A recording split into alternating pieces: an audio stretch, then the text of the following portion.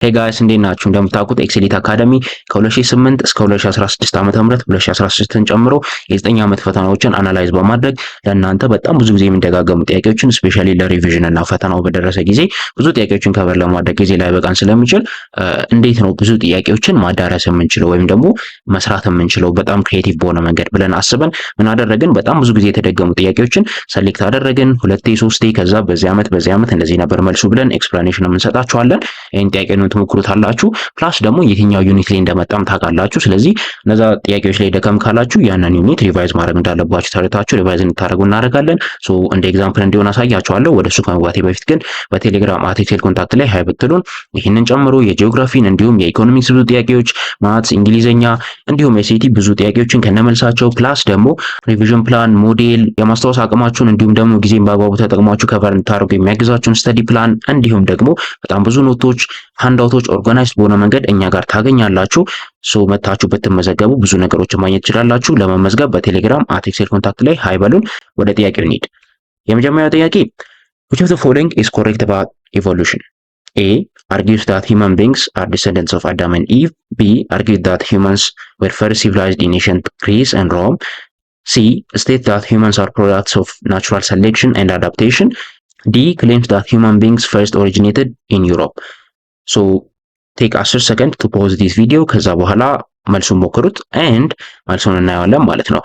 እናንተ ደግሞ ኔክስት ነው የምትሉት፣ እንደ ፍላሽ ካርድ ነው ፕራክቲስ የምታደርጉት። ሶ ኔክስት ስትሉ ምን ታገኛላችሁ? ባለፉት 3 ዓመታት ወይም ደግሞ የመጣባቸው ዓመታት ላይ መልሱ ምን እንደነበረ ማየት እንችላለን።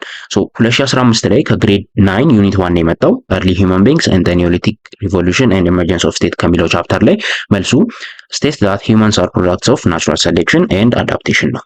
በ2014 ላይ ደግሞ from the same unit ነው የመጣው ግን መልሱ ምን ነበረ? Australopithecines had small brains in large faces የሚለው ነው። I hope I pronounced it right ካልሆነም ቅርታ ይደረግልኝ። 2016 ላይ ደግሞ ከግሬድ 11 ዩኒት 1 history and the historian's craft ከሚለው ቻፕተር ላይ ነው የመጣው መልሱ ደግሞ the earliest human species originated in Africa and spread out to other continents የሚለው ነው። አሁን እዚህ ጋር ያሉትን ነገሮች ለራሱ ስምፕላችሁ ብትይዙት ፈተና ላይ እንደ እውቀት ያግዛችኋል። ምክንያቱም the earliest human species ኦሪጂኔት ያደረጉት ዩሮፕ ውስጥ ነው። ከዛ they spread out to other continents ቢል ፎልስ ነው ራይት። ሶ በዛ አይነት መንገድም እንደማጥኝ ይሆናቸዋል። በዛ ያቁምም ኤክስፕላኔሽንም አለው።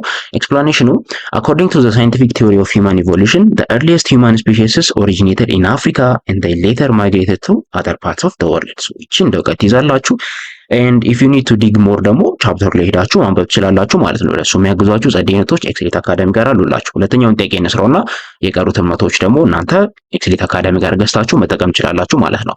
ሶ ሁለተኛው ጥያቄ which one of the following was the earliest states in Ethiopia and the whole? ሁለቴ ነው አፒል ያደረገው። ኤ ፑንት፣ ቢ የሃ፣ ሲ ዳማት፣ ዲ አክሱም። 5 ሰከንድ ወስዳችሁ ፖዝ አድርጉት። ከዛ በኋላ መልሱን ሞክሩት። አይ ሆፕ መልሱን ሞክራችሁታል።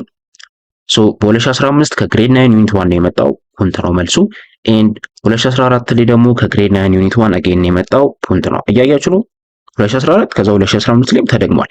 ሶ የ2014ን ጥያቄ የሰራ ሰው 2015 ላይ በቀላሉ መልስ አግኝቷል ማለት ነው። ኢቨን ስለ ፑንት ብዙ ዲቴል ባያውቅ ማለት ነው። ኤክስፕላኔሽን ጋር እንሂድ። ፑንት generally believed to have existed along the northeastern coast of Africa, possibly in parts of modern day Ethiopia or Red Sea coast, is the earliest state in Ethiopia. ሶ earliest state ኢትዮጵያ ነች። ከዛ ደግሞ ኤግዚስት ታደርግ የነበረው along the northeastern coast of Africa ነው። ሶ ይሄንን ካወቃችሁ መልሱን አገኛችሁት ማለት ነው።